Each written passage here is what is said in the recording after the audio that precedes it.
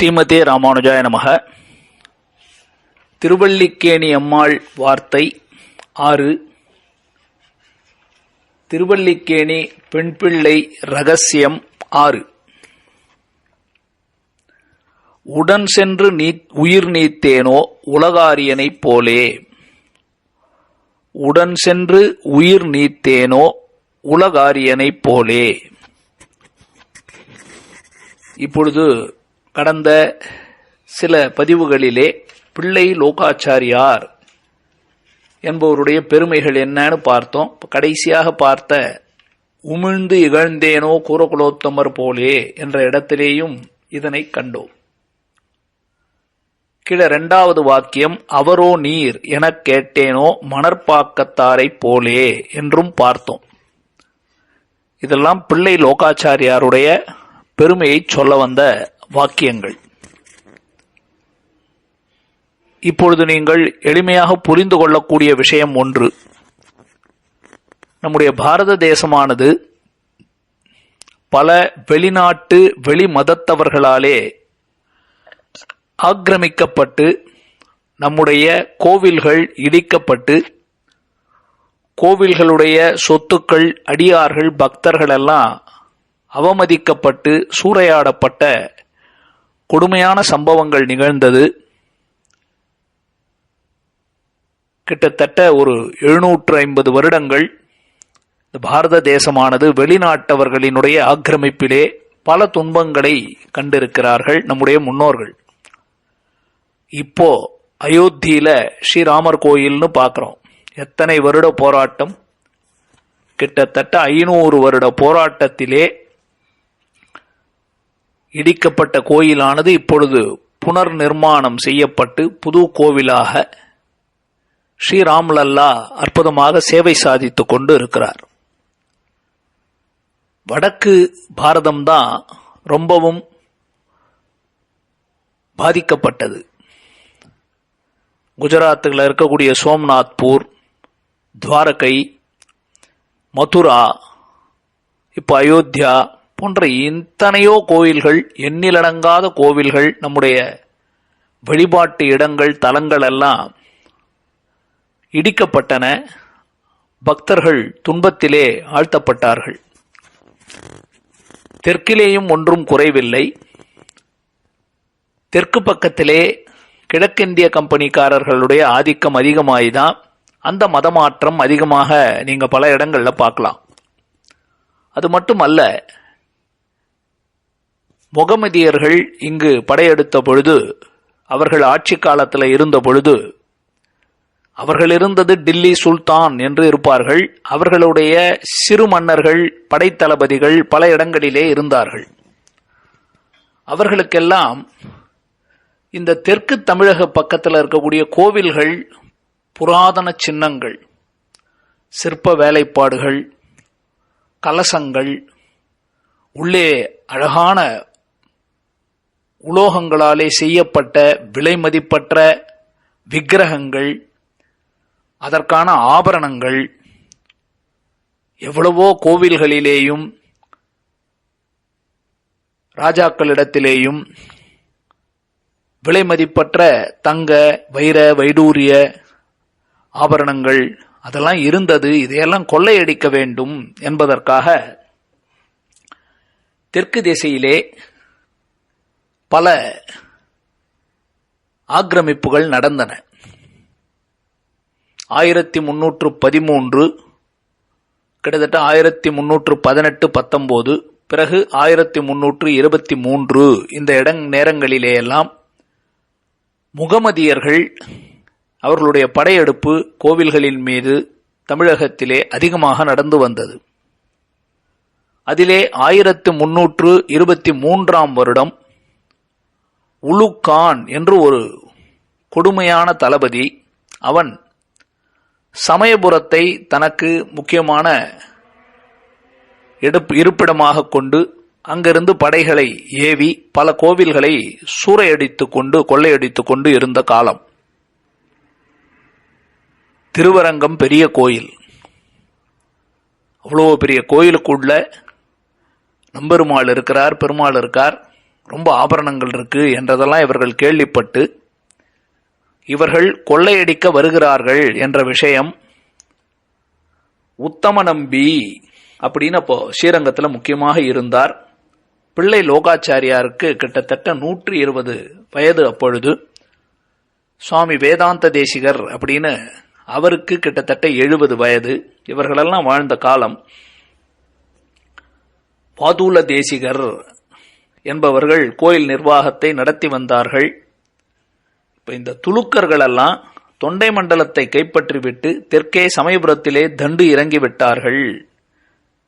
அப்படின்னா அந்த இடத்துல கேம்ப் போட்டுட்டாங்க. அடுத்து உள்ள வரப்போறாங்க ஸ்ரீரங்கத்தில் என்று தெரிந்த உடனே இவர்களுக்கு முதல்ல பிரதானம் பிரமேயமான பெரிய பெருமாளையும் நம்பெருமாளையும் பெரிய பிராட்டியாரையும் ஸ்ரீரங்கன் ஆட்சியார் இவர்களை எல்லாம் காப்பாற்ற வேண்டும். எப்படி காப்பாற்றுறது? இவர்கள் கொடுங்கோளர்கள், கொலை செய்ய துணிந்தவர்கள்.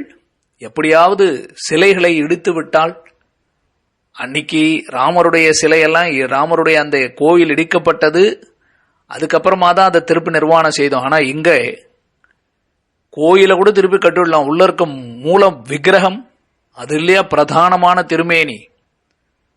அதுவும் ஸ்ரீரங்கநாதர் என்றால் பிரம்மாவாலே ஆராதனை செய்யப்பட்டு, விவஸ்வான் என்ற சூரிய தேவனாலே ஆராதனை செய்யப்பட்டு, இஷ்வாக்கு குலதனமாக சூரிய வம்சத்திலே அனைத்து ராஜாக்களாலே வழிபடப்பட்டு, ராமராலேயே ஆராதனை செய்யப்பட்டு, விபீஷணனால் ஆராதனை செய்யப்பட்டு,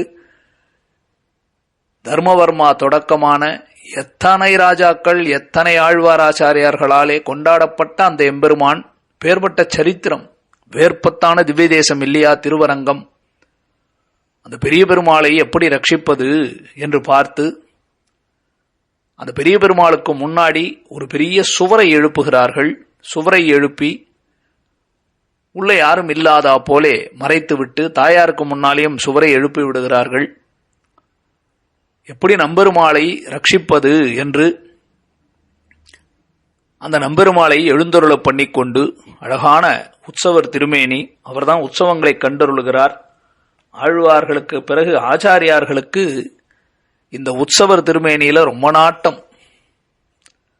அவரை காப்பாற்ற வேண்டும் என்பதற்காக ஒரு பக்கத்திலே பிள்ளை லோகாச்சாரியார் அந்த பெருமாளுடைய திருமேனியை ஒரு மூடு பல்லக்கிலே எடுத்துக்கொண்டு அந்த பகவானுக்கு செய்ய வேண்டிய திருவாராதனத்துக்கு வேண்டிய பாத்திரங்கள் உபகரணங்கள் போன்றவற்றை மட்டும் எடுத்துக்கொண்டு, சில முக்கியமான ஆபரணங்கள் சிலவற்றையெல்லாம் எடுத்துக்கொண்டு சில சிஷ்யர்களோடு சில துணையாளர்களோடு உதவியாளர்களோடு அங்கிருந்து இருட்டிலே கிளம்பி போகிறார்.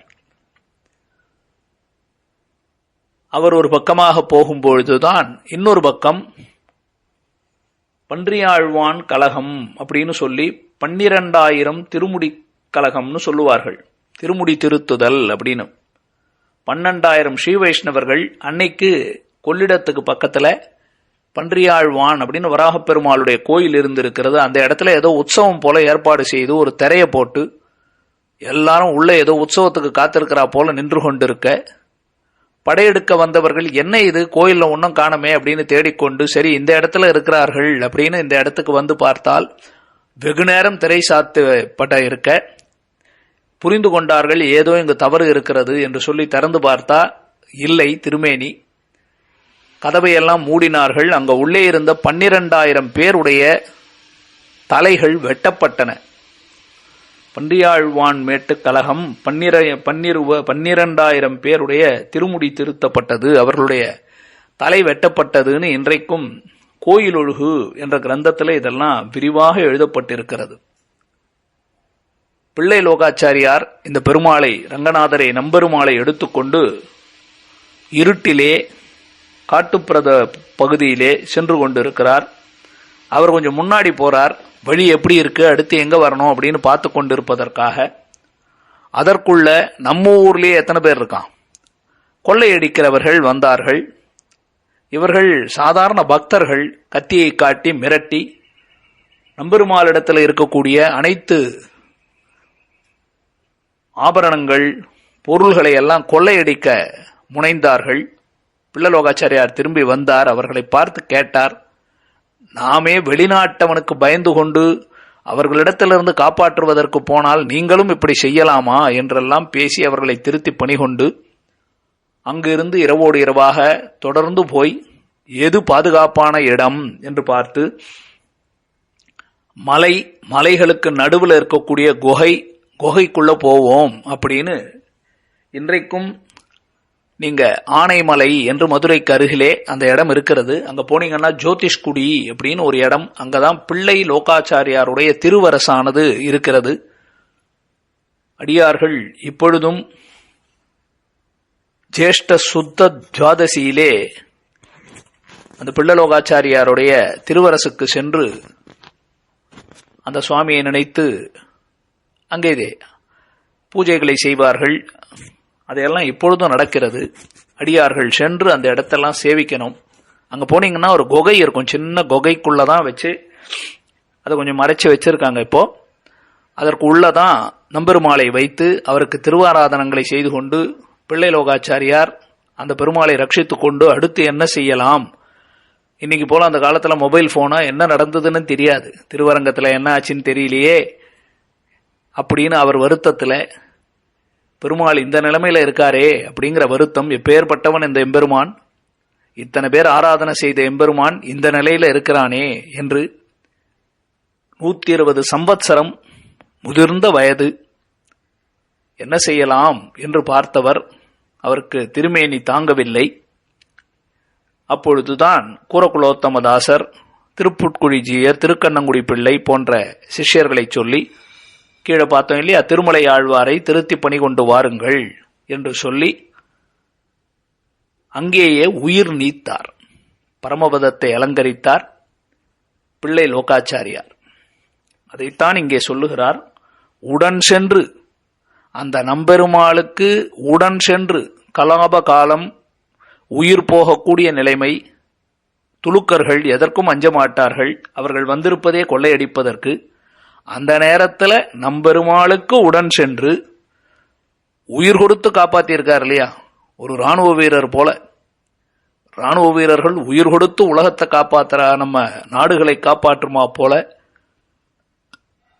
பிரமேயமான சர்வேஸ்வரன் ஸ்ரீமன் நாராயணன் இன்றைக்கு நாமெல்லாம் போய் அந்த உற்சவத்தை கொண்டாடுகிறோம்.